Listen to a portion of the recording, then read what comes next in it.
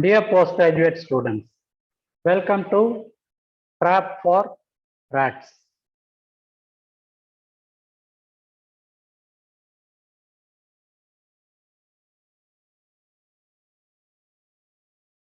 What I had chosen for the day again is from Recent Advances 20. This topic deals with the neuropathology of hypoxia. Usually, as a student, I used to be bewildered by both these terms, neuropathology as well as hypoxia. And putting both of them together is not a simple task. God alone knows how these people, Wharton, Fernando, and Innes, have done tremendous job and then presenting it in a forum that has stood the test of time. I would also advise the students to kindly go to Robbins as a backup for the recent advances that I'm dealing with. As usual, always I salute the pioneers whom I can never reach.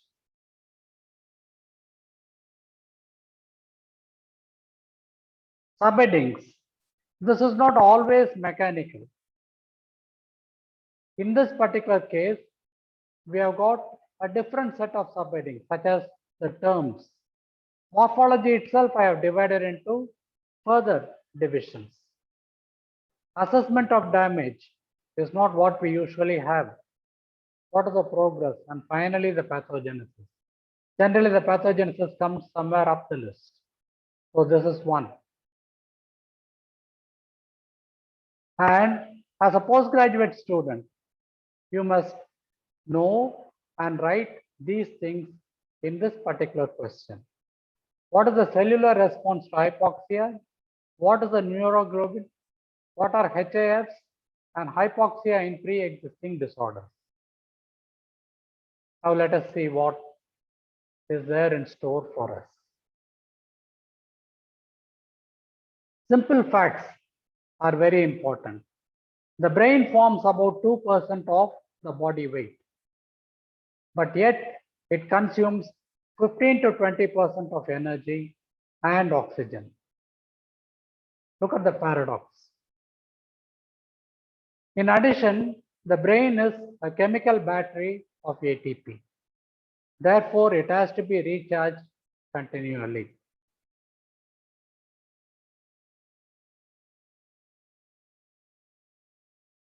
What are the clinical pathological manifestations of hypoxia? One, there can be a drop in the cerebral perfusion, which can lead to hypoxia, resulting in seizures or any other manifestation of hypoxia, ischemia, which we are going to talk about, and infarcts. Look at the diversity in one simple word of hypoxia. Seizures, ischemia, infarcts, and a simple hypoxia itself. And this article divides hypoxia into hypoxic hypoxia, stagnant or hypoxic ischemic hypoxia, and third one is cytotoxic hypoxia. There are three divisions.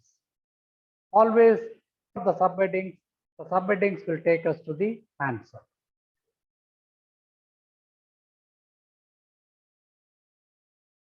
Don't worry, I am not going to take you into neurology or neuroanatomy. Two things will have to be appreciated. This is a diagrammatic view of the brain, but then there are a lot of these convolutions, the gyri and the sulci.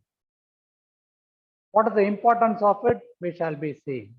Also, you find that there is a callosum or lid, a corpus callosum over here, and then a hippocampus somewhere lower down. There is a friable cerebellum that is there. Sometimes they say that fragments of cerebellar tissue could be found in the cerebrospinal fluid. This is just for a recapitulation. And one thing that we should always remember will be the red neurons, which we shall be seeing repeatedly. Now, what are the vulnerable sites of the brain in a case of hypoxia? Hippocampus, the pyramidal neurons, C4N folium, layers of the cerebral cortex, layers of the cerebral cortex, the sulci, that's what I had mentioning earlier, basal ganglia, cerebellum, particularly the Purkinje cells. So these are the things, kindly memorize this particular list. And this is just a diagram of the hippocampus and the cerebellum. This you people can draw as part of your diagram.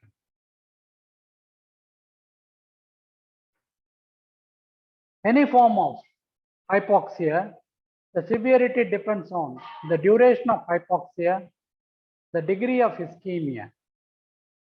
Degree of ischemia means supposing the patient is already severely anemic and then there is an obstruction. Obviously, the ischemia is much more. Pre-existing vascular disease such as an atheroma, blood glucose level and oxygen go hand in hand. Age of the patient and hypothermia aggravates the hypoxia. These are various things which we have already read or should be reading from Robbins in general pathology in the topic on infarction. The manifestation of an infarct, he would have explained all these things. So kindly go through it, and systemic pathology and general pathology should go hand in hand. Definitions are definitions. No own words, please. What is hypoxia? Hypoxia is defined as the decrease in the oxygen delivering capacity of blood to a particular region. In our case, the brain. Look at the word very carefully, coming to the importance of it. Again, it can be because of the low partial pressure of oxygen, impairment in the oxygen carrying capacity of blood, inhibition in the oxygen using capacity of the tissue, and also along with all this, clearance of the metabolites. So hypoxia means not only oxygen, it is clearance of the metabolites as well. These are important. And the analogy is anemia. In anemia, we say it is the oxygen carrying capacity of blood, whereas here it is the oxygen delivering capacity of blood. So that will be the definition for hypoxia. Hypoxia itself can be global. Global in the sense, supposing there is a diffuse ischemia, patient is in a cardiac arrest, severe state of shock, or hypotension, there is a decreased supply to the entire brain, and it is called as global ischemia. But usually as pathologists, we will be concentrating on what is called as focal ischemia, because we will have to localize where the defect is and give a diagnosis. The third one is a ventilator. This is for a general purpose that I mentioned. Usually you find that the brain stem is well ventilated. And normally when we say that the patient is on a ventilator, it is the brain stem that is being supplied with oxygen. As a result of which you find that the respiratory function is well maintained. But still the rest of the brain will be undergoing degeneration and hypoventilation. That is why you find that the ventilator works and the brain does not. So remember, there are three types. One is a global ischemia, a focal ischemia, and then a patient on a ventilator. These are three different things. Sometimes the ischemia can be transient. So if the patient dies immediately, you will not be able to find any change. Or if he survives also, you will not be able to find any change. It can be irreversible, resulting in damage to the neurons. And finally, it can be resulting in a brain death. So these are the three forms of ischemic damage that can occur. Focal. The focal ischemia depends on the pattern of blood flow, the arterial occlusion, emboli, atheromatous plaque, collateral circulation, small and large blood vessels which are affected, and venous occlusion as well. So look at the various factors that can affect the pattern of blood flow, arterial occlusion, emboli, atheroma, collateral, small and large blood vessels, and venous. And there are different types of damages which can occur. One is an ischemic necrosis or something like a white infarct. Another is a liquefactive infarction that usually occurs in the brain. This is a particular case of a hemorrhagic infarct. And sometimes there can be cystic lesions wherein macrophages can be seen. So this is a hemorrhagic infarct. Focal, we will have to remember the patterns of blood supply. Necrosis, we will have to remember the types of necrosis. I had mentioned the story of the David and the Goliath. So this is it. And ultimately, who do you think will be winning the war? So it happened to be David, and Goliath is supposed to be a giant. He lost the battle. The importance is, generally, the professor asks us, whenever there is an obstruction, which obstruction is more dangerous? Is it the small or the large blood vessel? And generally we answer large, which happens to be wrong. It is a small because it happens to be an end artery supplying that particular region. What are the effects of hypoxia? I would like you people to compare it with the changes in myocardial infarction. Up to 6 hours, there is no effect. After that, you find that there can be changes such as nuclear shrinkage or pycnosis. The cytoplasm becomes homogeneous and eosinophilic because of the loss of the organelles. There are no cytoplasmic extensions or processes, and the cell is triangular in outline. So these are all the changes that we can see, but sometimes you find that basophilia will be present. And basophilia, when it is seen, it is not a case of a brain death, but it is an artifact. There are some damages which can be caused during ischemia, some damages post ischemia. So these are the red neurons which I had been showing you earlier. You find that the neurons become triangular in outline or pyramidal in outline, and the nucleus becomes pycnotic. The nucleus becomes pycnotic. The cytoplasm is homogeneous and eosinophilic. There may be some amount of gliosis that develops around the tissue.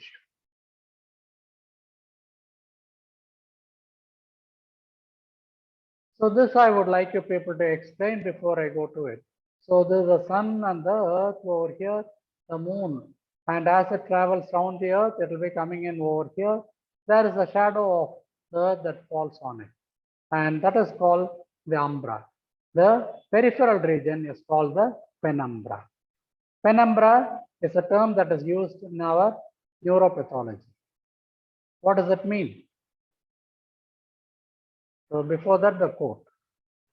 Ugly. Ugly are not the faces, but the minds that judge it that way. A beautiful quote from the reference on penumbra. This is it. Now in the brain, there will be a central region of necrosis, and then there will be a normal tissue peripherally, and also there will be a normal looking tissue, which is highly vulnerable. And this is called the penumbra. So this is called the umbra, the penumbra, and then the normal region. So penumbra region is always at risk. So these are the three things that we will have to remember. The necrotic tissue that is over here, the normal tissue that is over here, and the twilight zone, which is the penumbra.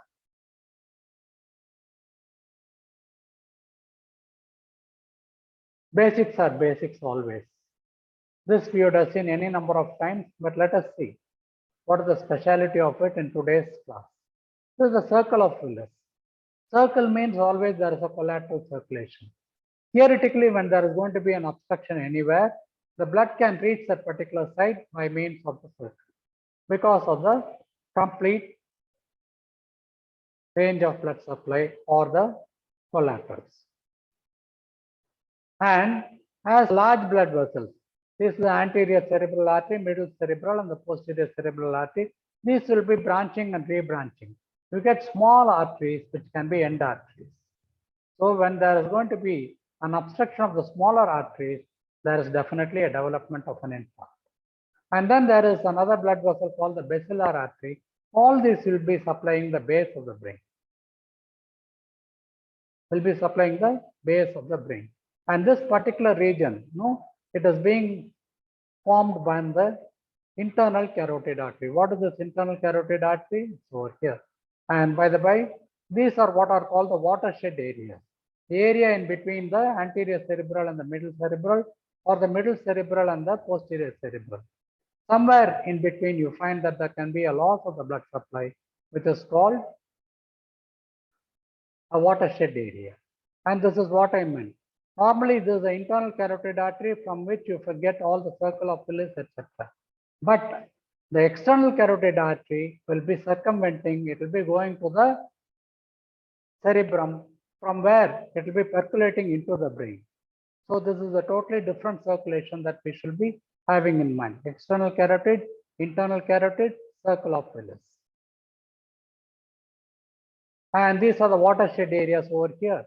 You find these are the areas: anterior cerebral arterial territory, middle cerebral, and in between you have got the watershed area. Similarly, between the middle cerebral and the posterior cerebral, you have got the watershed area. Watershed areas means neither Karnataka nor Tamil Nadu will be getting the water. That will be the watershed area. And that is reflected here in the types of the infarct. I'm finding an infarct over here between the anterior and the middle, another one on the other side between anterior and middle, and a third one between the middle and the posterior. Sometimes this term you will have to use. The infarcts have been divided into frank infarcts and subtle infarcts. Subtle is not very obvious, and it can happen in cases of hypotension, atherosclerosis, and it will be manifesting only when the patient survives. This is one important thing. Whenever there is a sudden cardiac death, autopsy is done, no change will be seen. But when the patient survives, you'll be seeing all the manifestations. And what am I seeing in this particular picture? Between the regions of the anterior and the middle cerebral artery, there is an infarct which is not usually noticed. This is called a subtle watershed infarct. There is another type of infarction called as a pseudolaminar infarction. Laminar means there are lines or layers. Remember the hydrated cyst, for example, laminated appearance. Pseudolaminar necrosis, it happens in the region of the sulci. As I told you earlier, the external carotid will be going into the top of the cerebrum, and from there small branches will be coming inside. When there is going to be any compression over here, it is the sulci and the parenchyma that is around it which will be having the hypoxia. And in such a case, you find that layers of it will be formed, which is called as a pseudolaminar necrosis. More prominent in the sulci than in the gyri. Again, it will take more than a week to manifest morphologically. Microscopically, this is the picture of it. I find that there are some dark areas and then there are some light areas which are seen. And this is the hippocampus again, which can be vulnerable to form the pseudolaminar appearance. It is a seahorse-like shape. So please do remember it. What are the microscopic pictures that you can see? One will be the pyramidal neurons. 2 is the laminar appearance. 3 is frank necrosis. 4 is loss of the neurons, and then gliosis. I think by this time you people would have become familiar to it. Greater the obstacle, more glory in overcoming it. I don't know why I picked up it, but then these are all wonderful sayings. Whatever I do, the credit is not to me, but then to a beautiful person, Thomas Dernick. See what he has done. This is a picture that he has designed, and this is cerebellum, and these are all the Purkinje cells or the pyramidal cells that I can see over here, and these are the extensions of them. This is a very normal anatomical or a histological picture. But what happens in a case of hypoxia? There is devastation. You find that, okay, this lymphocyte-like area is well preserved, but then where are the Purkinje cells? The pyramidal cells are the Purkinje cells. So many of them are there, but hardly any is seen over here. So there is the loss of the Purkinje cells that I am seeing. Also, you find that there can be some pale cells which are proliferating, which are called as a Bergman cells, glial cells, which you people must mention. And there is a loss of the pyramidal cells. And please note the change in the Purkinje cells. Compare this with this, and you will be able to realize somebody's glory. It is not ours. What are all the changes that can occur in the hypoxia in brain? And how do you do it? The clinical history has to be complete. Without that, don't touch the patient or the body. In autopsy, you will have to include the cardiovascular system because that can be the main culprit. And all the studies should be done post fixation. Without fixation, don't try to meddle with the brain. Macroscopically, you will have to look for any obstruction in the arteries, such as an athyroma, etc. So serial cuts will have to be made. Cortex, look for any discoloration or laminar necrosis. Hippocampus on both sides will have to be sampled thoroughly. And as I had mentioned earlier, look for watershed areas. Please by heart this particular table. It is of immense help for you. It can be a summary of the entire class. The clinical history, autopsy, macroscopic findings. Microscopically, you will be finding grossly abnormal areas. They will have to be sampled, of course. Hippocampus from both sides. Cortex, you will have to take multiple blocks because we do not know where the lesion is. Cerebellum, as I had mentioned earlier, the Purkinje cells, and sometimes there can be even larger necrosis. Corpus striatum or simply striatum. These are all areas which have to be sampled. Immunohistochemically, whenever there is a loss of the parenchyma, GFAP is positive, glial fibrillary acidic protein. So this is an assessment of the hypoxic ischemic brain damage. Please write this. God only knows what I'm going to explain now. Ischemia, as I mentioned earlier, there is an interruption in the blood flow, hypoperfusion is a low BP, and there is a vascular obstruction. And biochemically and molecular level, you find that there is no ATPase, glycolysis or energy is lost. There is an influx of calcium, loss of the membrane potential, and there is an increase in the glutamate. Finally, there is DNA damage due to PARP. This particular one, no other go, you'll have to buy her. And what is PARP, by the way? You find poly-ADP ribose polymerase. So finally, there is an influx of calcium. This also will be matching the first chapter on cell injury.